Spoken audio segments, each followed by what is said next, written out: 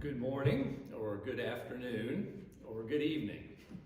My name is John Kirkendall. I'm an elder here at Scots Kirk. On behalf of the session, the pastor, I welcome you to this recorded service in these unusual times.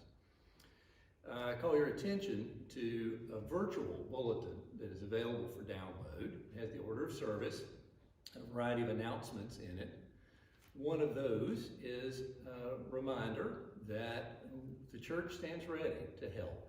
If you have any particular need, please let us know, either the elders or the deacons, and we will reach out to you and provide whatever it is that we can do for you.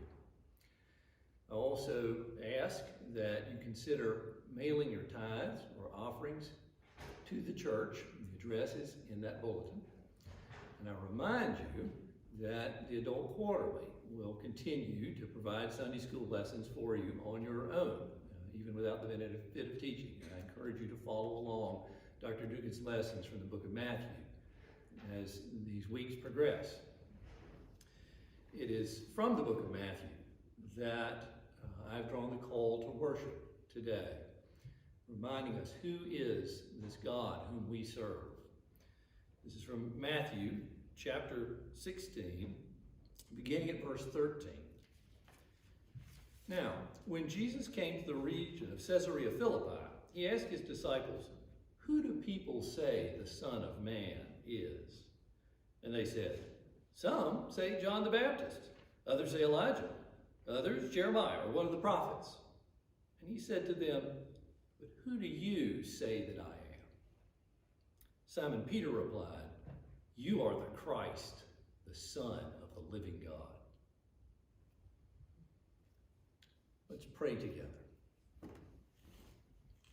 Heavenly Father, we come before you now, humbled by your love revealed to us in Christ Jesus and confirmed to us by the presence of your Holy Spirit. Our triune God, we praise you for your steadfast love, for your mercies that are new every morning, for your unchanging faithfulness to all generations. Lord, we ask your blessing at this time of worship, different though it must be. We pray for your comfort in uncertain times. We pray for strength to serve our neighbors in your name. Lord, we pray as Jesus taught us to pray, saying, "Our Father, who art in heaven, hallowed be thy name. Thy kingdom come, thy will be done, on earth as it is in heaven. Give us this day our daily bread, and forgive us our debts, as we forgive our debtors. And lead us not into temptation, but deliver us from evil. For thine is the kingdom, and the power, and the glory forever. Amen." The Confession of Faith today comes from the Westminster Larger Catechism, question 45. I will read the question, and we will read the answer in unison. How does Christ execute the office of a king? Christ executes the office of a king in calling out of the world a people to himself, and giving them officers, laws, and censures, by which he visibly governs them, in bestowing saving grace upon his elect, rewarding their obedience, and correcting them for their sins, preserving and supporting them under all their temptations and sufferings, restraining and overcoming all their enemies, and powerfully ordering all things for his own glory and their good, and also taking vengeance on the rest who know not God and obey not the gospel. The New Testament reading this morning comes from the letter to the Hebrews. This is a most unusual book in some ways. We do not know who the author was. We do not know specifically who the audience was, though from the content and the context, we can infer that this early writer is writing to a group of Jewish Christians who are being challenged in their faith, and is seeking to teach them more fully what this new covenant in Christ Jesus means. Indeed, the book is divided into sections of teachings based upon Jewish tradition, and then an explanation of the fuller understanding of the Old Covenant that is provided by Christ Jesus. Our reading this morning comes from the first chapter of Hebrews, from the first 12 verses. Hear the word of the Lord. Long ago, at many times and in many ways, God spoke to our fathers by the prophets. But in these last days, he has spoken to us by his Son, whom he appointed heir of all things, through whom also he created the world. He is the radiance of the glory of God and the exact imprint of his nature, and he upholds the universe by the word of his power. After making purification for sins, he sat down at the right hand of the Majesty on high, having become as much superior to angels as the name he has inherited is more excellent than theirs. For to which of the angels did God ever say, "You are my son, today I have begotten you"? Or again, "I will be to him a father, and he shall be to me a son"? And again, when he brings the firstborn into the world, he says, "Let all God's angels worship him." Of the angels, he says, he makes his angels winds and his ministers a flame of fire. But of the Son, he says, "Your throne, O God, is forever and ever. The scepter of uprightness is the scepter of your kingdom. You have loved righteousness and hated wickedness. Therefore God, your God, has anointed you with the oil of gladness beyond your companions. And you, Lord, laid the foundations of the earth in the beginning, and the heavens are the work of your hands. They will perish, but you will remain. They will all wear out like a garment. Like a robe, you will roll them up. Like a garment, they will be changed. But you are the same, and your years will have no end." The word of the Lord. Thanks be to God. Amen.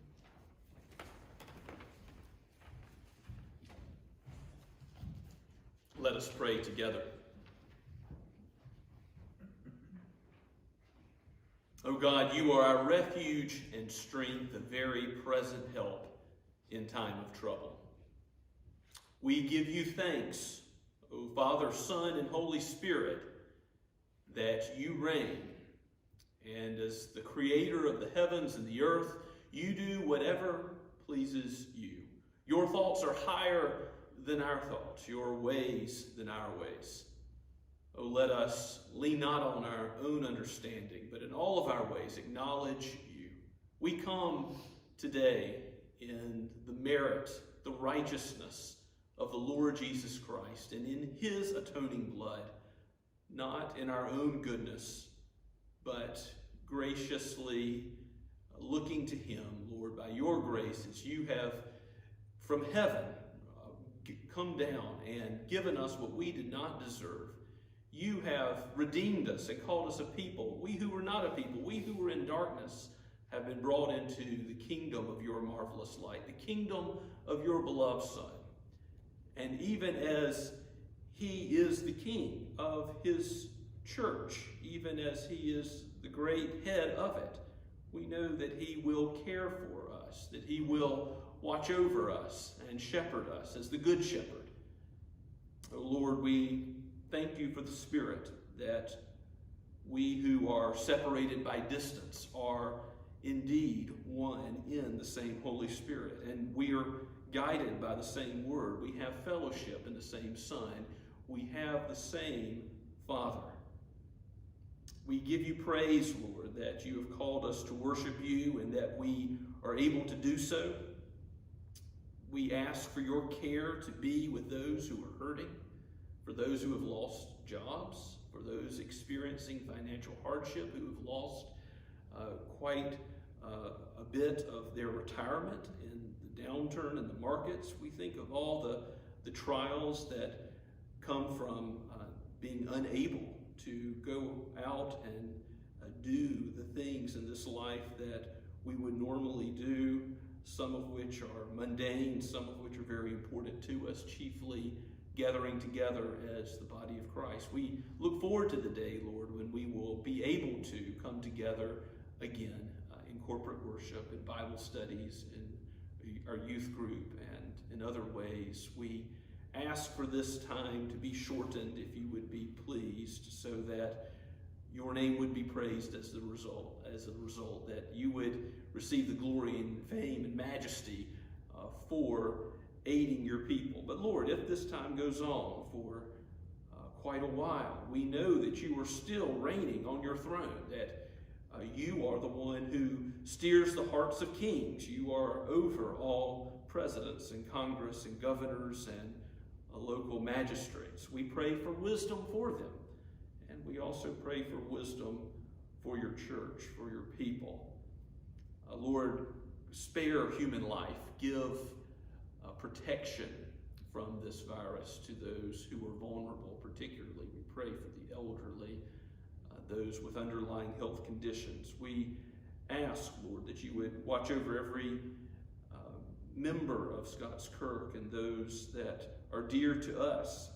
Father, we all have neighbors and family members that we lift up before you, and yet, Lord, we know that our ultimate hope is not freedom from the material affliction, but also in the end, we are looking for your kingdom, which the everlasting inheritance that you've given to us is forever.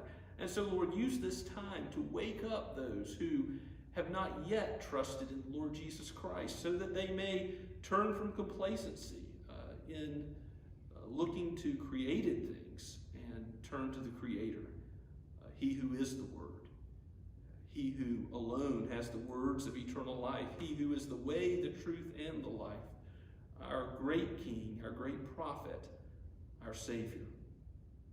We ask, Father, that you would be about the business of building up your church, sanctifying us in the truth, that we would understand who you are better as we look to your word, as we bow before you in prayer. Give us opportunities to serve our neighbor in deeds of love and mercy. Let your heavenly kingdom come amongst us. We pray that your will would be done more and more, even as the angels do it perfectly in heaven. You have called us to be the body of Christ, not confined to a building, but going forth into all the world to proclaim the mercies of Christ and to go in his name, ministering to the least of these. O Lord, use us as instruments of your peace.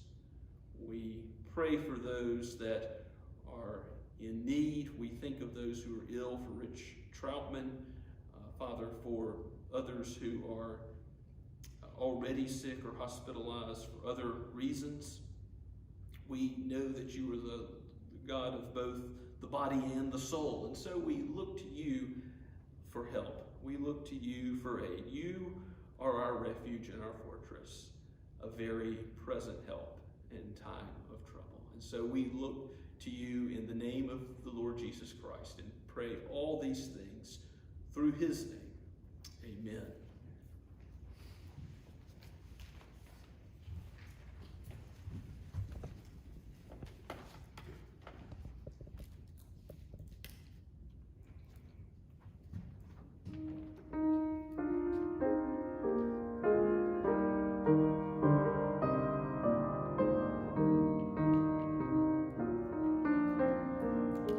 Bring down my vision, O Lord of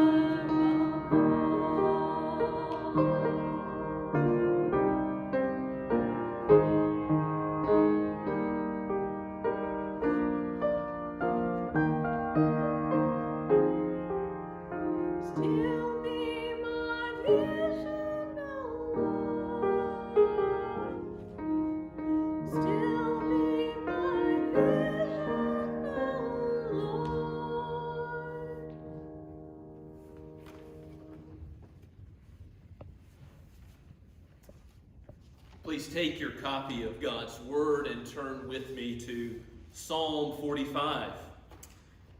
We are looking at psalms that have to do with the kingly office of Christ. And this is a very interesting royal psalm, Psalm 45, also a lesser known psalm that is a wedding psalm. When was the last time you went to a wedding? Well, your appreciation of that ceremony may be related to how well you know the bride and the groom. When I was a child, I didn't think much of weddings because it just seemed like one big ceremony for something that wasn't important to me. But as this wedding ultimately draws our attention to the King of Kings, to Christ himself, this wedding song ought to be of utmost importance to us, Christ's people, because it draws our attention to the King. This is our precious Lord Jesus that is celebrated here. Yes, there may be a human king in view, perhaps Solomon. I think that's probably the case. But commentators such as Spurgeon have said that this speaks so clearly to Christ that perhaps it is even directly about him. The early Jewish interpreters clearly saw it as a messianic psalm as well. So let us heed God's word from Psalm 45. This is penned by the Sons of Korah and breathed out by the Holy Spirit for each of us today. To the choir master, according to lilies, a maskil of the Sons of Korah, a love song. My heart overflows with a pleasing theme. I will address my verses to the King. My tongue is like the pen of a ready scribe. You are the most handsome of the sons of men. Grace is poured upon your lips. Therefore God has blessed you forever. Gird your sword on your thigh, O mighty one, in your splendor and majesty. In your majesty, ride out victoriously for the cause of truth and meekness and righteousness.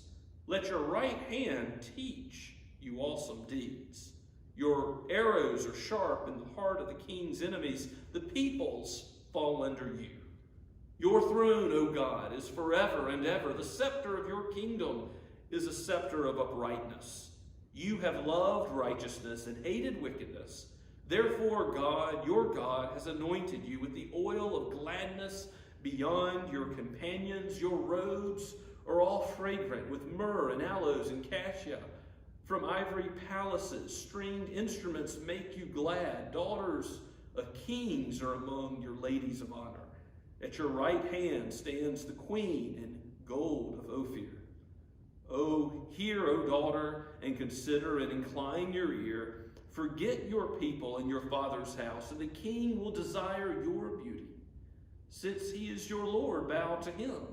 The people of Tyre will seek your favor with gifts, the richest of the people. All glorious is the princess in her chamber, with robes interwoven with gold. In many-colored robes she is led to the king, with her virgin companions following behind her.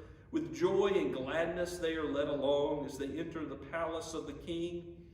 In place of your fathers shall be your sons, and you will make them your princes in all the earth. I will cause your name to be remembered in all generations. Therefore, nations will praise you forever and ever. Let us pray together. O Holy Spirit, come and be our teacher, that we might know more about our great King, the Lord Jesus Christ, whose reign will know no end, whose kingdom is an everlasting kingdom. Oh, give us more love, O Christ, to thee. We pray all this in your holy name. Amen. In God's providence, we don't have the tune of the lilies. So we have the words, but not the music. Interesting to think about what this must have sounded like. The title of Lilies seems to suggest a beautiful tune, does it not? This is a love song, it says in the superscription, which is something we only see here once in the entire Psalter, that this is a song meant to draw us to the beauty of Christ so that we would see how lovely he is. And some of the language even reflects the Song of Solomon. It is also called a maskil, which means basically a song meant to impart wisdom. And so imparting wisdom is part of what we need. We need to know and live according to the beauty of Christ revealed in this psalm. Now, yes, it may be about Solomon, his marriage to the daughter of Pharaoh, or some other royal wedding, perhaps David, some commentators suggest, but ultimately it is about Christ. It's about the one who has a kingdom that goes on forever and ever. And as we saw in Psalm 21, that's something that no human king can fulfill. God himself fulfills the covenant he made with David. In 2 Samuel chapter 7, we see that God makes a covenant with David that he will have a reign that goes on forever and ever, and that isn't fulfilled in David. His dynasty comes to an end, but of David's line, the Messiah is born. It's Christ himself, which is ultimately the fulfillment of Psalm 45. So listen to what the sons of Korah write. Yes, Korah was rebellious. You read about his rebellion in Numbers 16. But the sons are spared by God. And read about what they write to glorify God. Read about what they write to glorify the King. In verse 1, my heart overflows with a pleasing theme, or with a noble theme. This royal theme that the sons of Korah write about. Perhaps they're commissioned for this wedding, like a photographer or videographer today would be to make sure that that wedding is forever remembered. The sons of Korah are given the job of their pen being like a ready scribe, not to be neutral about the king and who he is and what he's done and what he will do, but to glorify him and to praise him and to give him the honor and praise that he is due. My heart overflows. This is something coming from the heart of zeal to praise the king. I will address my verses to the king, and really the first half of the psalm is about the king, the latter half about the bridegroom. First the bridegroom. I will address my verses to the king. My tongue is like the pen of a ready scribe. And then here's what he has to say about the king in verse 2. You are the most handsome of the sons of men. You are fairest, some translations say. You know, there's that hymn, Fairest Lord Jesus. And comparing Jesus to all the lower beauty of creation just doesn't make any sense at all, really, because he's so much more beautiful. He's more beautiful than all that angels that heaven can boast. You are the most handsome of the sons of men.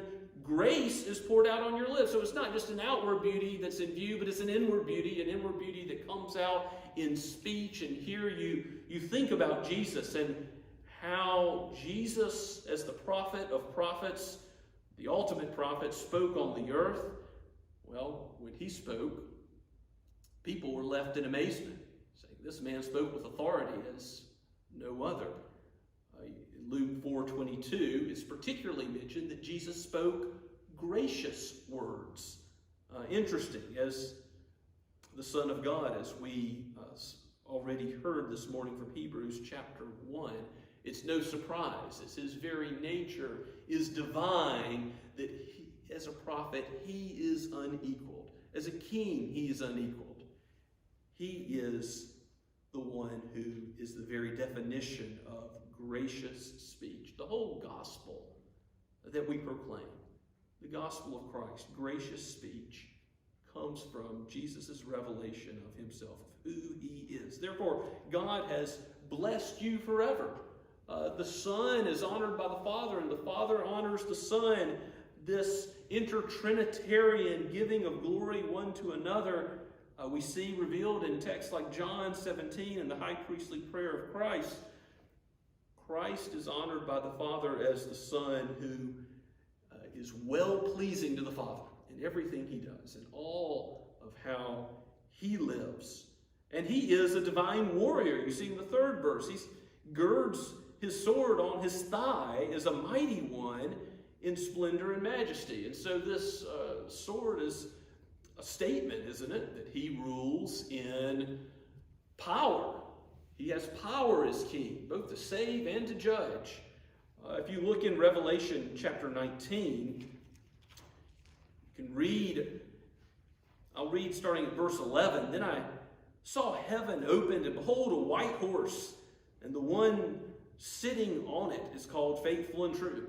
That is Christ himself. And in righteousness he judges and makes war. His eyes are like a flame of fire, and on his head are many diadems. Yes, he has been crowned with many crowns. And listen to what comes next. He has a name written that no one knows but himself. He is clothed in a robe dipped in blood, and the name by which he is called is the Word of God.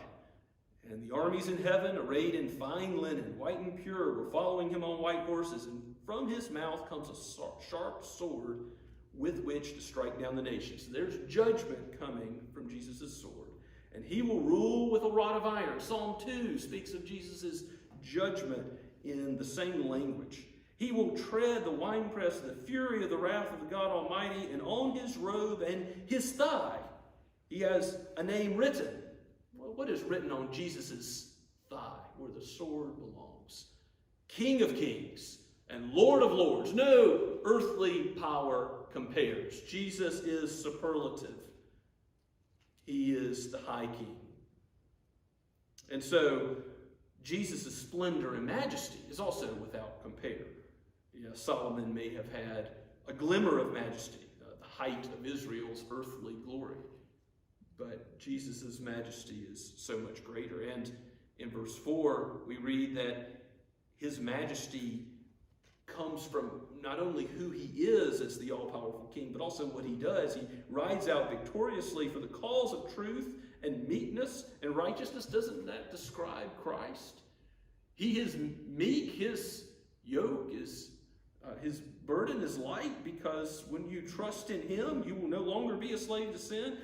Pilate asked, what is truth? But Jesus is the answer to that. Jesus is the way, the truth, and the life, and righteousness only comes through him.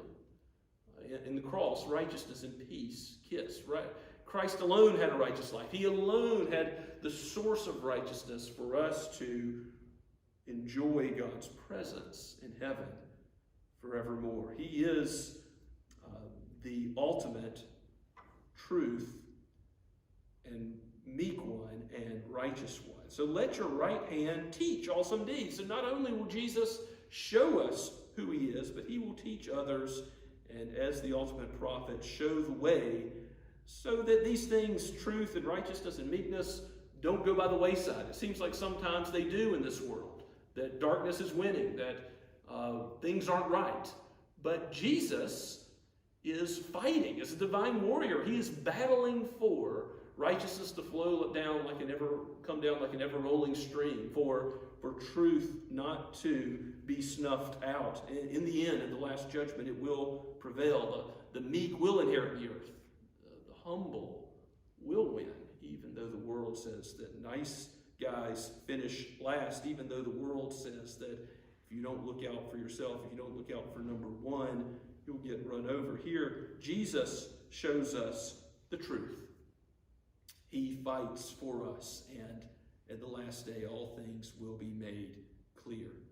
His arrows are sharp, it says in verse 5, piercing the king's enemies. Peoples will fall. All of the nations will bow the knee to the Lord Jesus Christ. His throne is forever and ever. We read in verse 6, the scepter of his kingdom, that's what he rules by. His scepter is a scepter of uprightness. It is a scepter of righteousness. And if it is a good scepter, a good rule, if Jesus is indeed the good king, then what must he do? He must also hate wickedness. Now, this is part of what was quoted in Hebrews chapter 1 as referring to Jesus. So we know that the New Testament treats this as referring to Christ. Because Christ is the good king, he loves what is good, he loves the light, But he must also hate darkness. He must love that which is contrary to his nature. If you love good, then you must hate evil. The love and the hate go together. God cannot sin. Why not? Hebrews 6 tells us this. Because sin is against his nature. It is no lack that he cannot sin, but is positively a benefit of his character that he is unable to do what is contrary to who he is. And so look at what it says in verse 7 and the anointing of Christ. Therefore God, that is God the Father, has anointed Christ. Now while were men anointed in the Old Testament to be a prophet or a priest or a king? And Jesus, of course, means anointed one. He is the one anointed for our salvation. He is our ultimate priest. We are saved because he went to the cross for the joy set before him. But here he's anointed with the oil of gladness. His person is exalted with all these materials that show royalty. His robes are fragrant. He's got myrrh. He's got ivory palaces, stringed instruments. Daughters and ladies of honor are all in view. At your right hand stands the queen in gold. Obviously, the streets of gold are mentioned in Revelation. All these materials show this is the king. He's to be prized. He's beautiful. And yet, none of those created things ultimately are much more than a tiny foretaste. The streets being made of gold in heaven. God will be there. There will be much greater joys to behold than merely golden streets, but these come along with his royalty.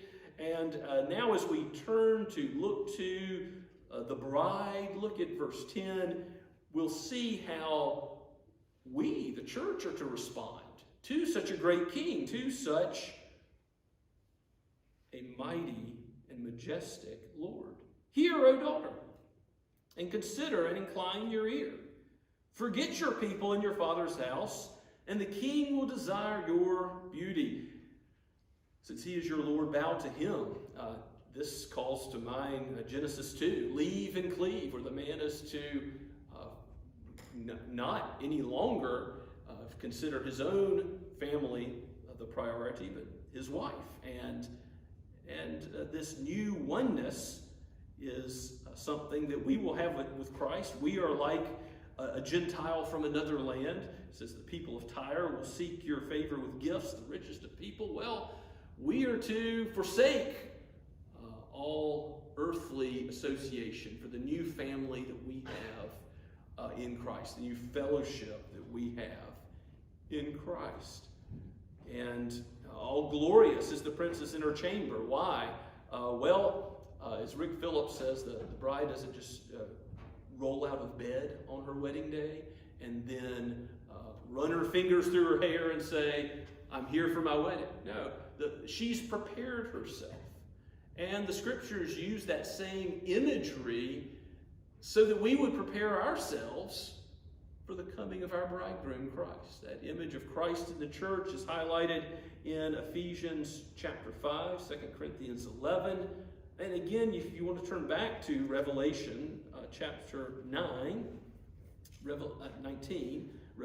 Revelation 19, at verse 7, there's the image of the marriage supper of the Lamb. Who will come to the marriage supper of the Lamb? Hallelujah, for the Lord our God Almighty reigns. Verse 6, verse 7, let us rejoice and exult and give him glory, for the marriage of the Lamb has come, and his bride has made herself ready. She is prepared. It was granted her to clothe herself with fine linen, bright and pure. Now, listen to the language that's used there. She didn't clothe herself, but it was granted her from above. God gave the pure dress of righteousness to the bride. How will we be prepared for that great day when Jesus comes again, or when we go to be with him when we die? We will be prepared only if God's grace has given us the new birth, that we look to him by faith and receive something that we can't present from ourselves, no merit in us, but simply clinging to the cross for grace, clinging to Christ in his righteous life for redemption. To be prepared for that great marriage feast, the preparation comes from the great King himself. We can look forward to that day because of Christ.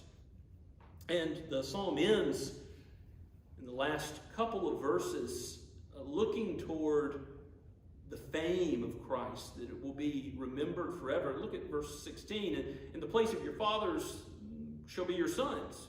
In other words, royal succession from one generation to the next.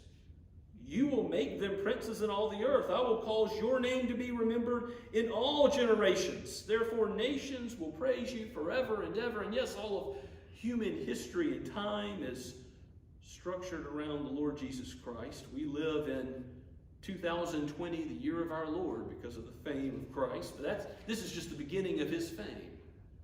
His fame is going out to all the nations. He is being preached and proclaimed, and his rule will one day cover the earth as the waters cover the seas. How thankful we should be for such a beautiful king as this. So one application that I want to make first and foremost for us is that we really should meditate on, not just know, but think about and roll over in our minds the beauty of Christ, how wonderful he is, because this is our task forever in the new heavens and new earth, to exalt him for who he is and his truth and his beauty and his goodness and all of his righteousness and all of his character are like many sides of the same gem. Who he is to be exalted.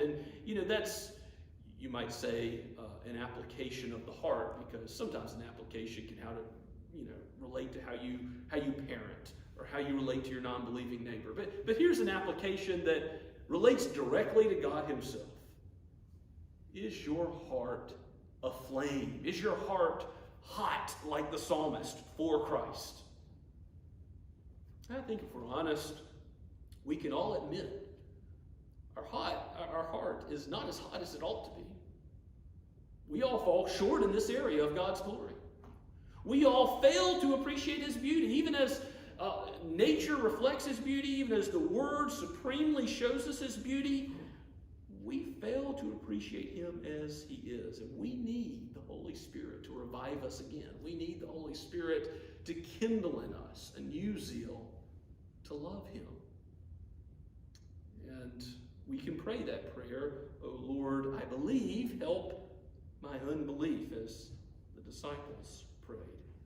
So the beauty of Christ as our prophet, priest, and king ought to be our study. When we look at life and see all that is not beautiful, all that sin has ravaged, all that the curse is undone, that God had made good in the beginning, we can fail to appreciate God's beauty. We can look to the troubles that assail us.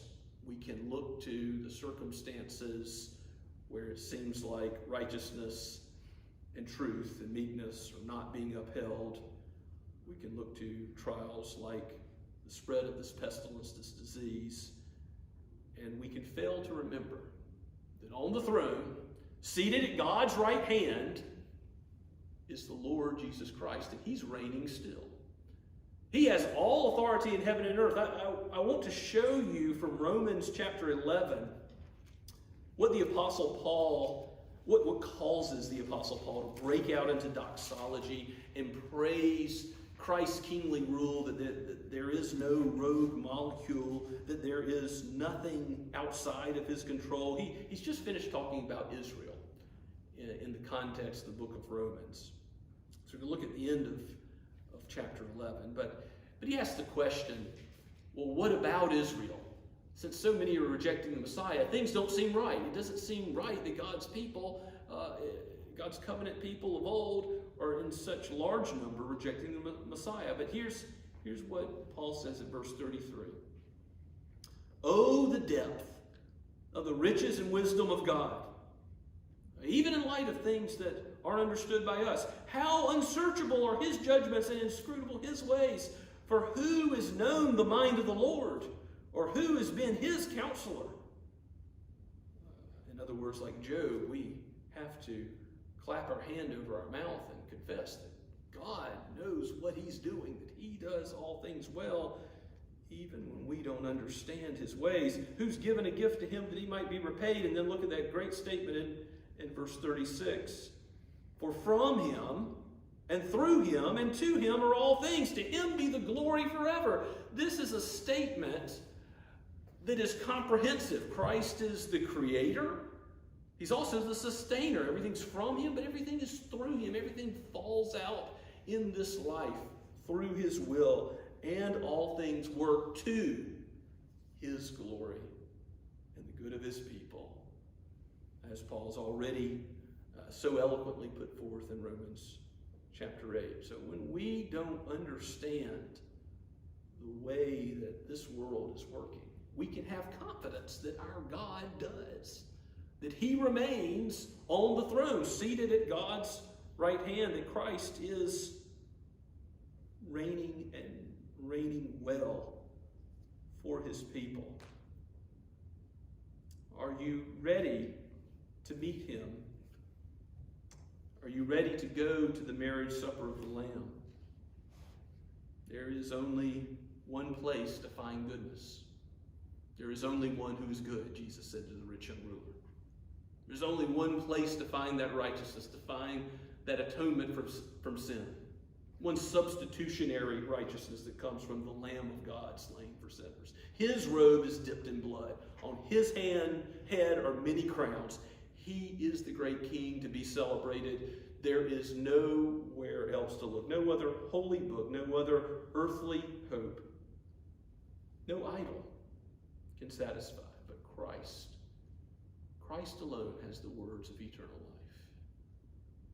He alone has joy, pleasures at his right hand forevermore for those who are in him. That we would be invited to his wedding party is quite something to think about as well.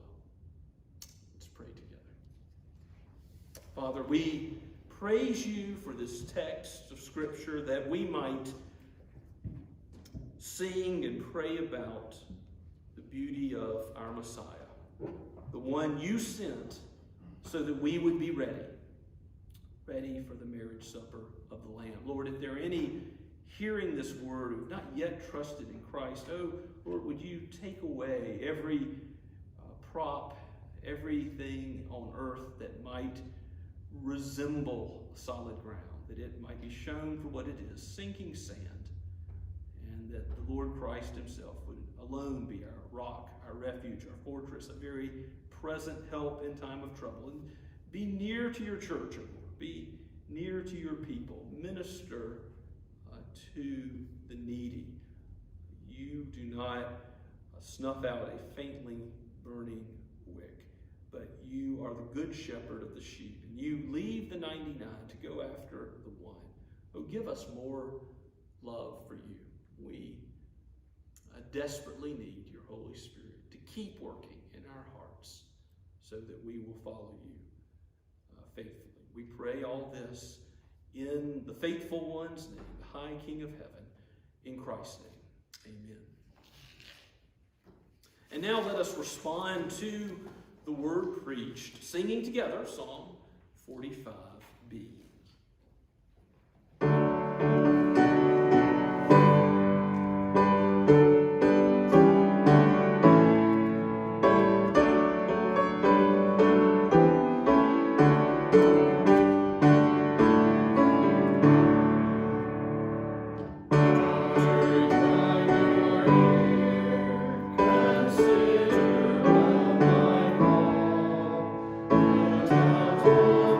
Your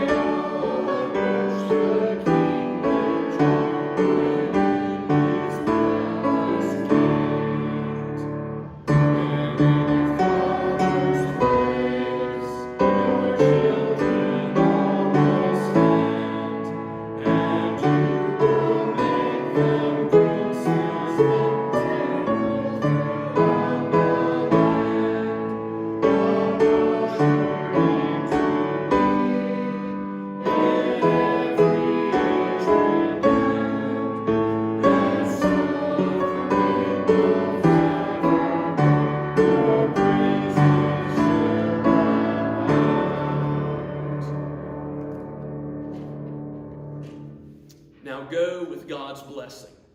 May the grace of the Lord Jesus Christ and the love of God the Father and the fellowship of the Holy Spirit be with you now and forever. Amen and amen.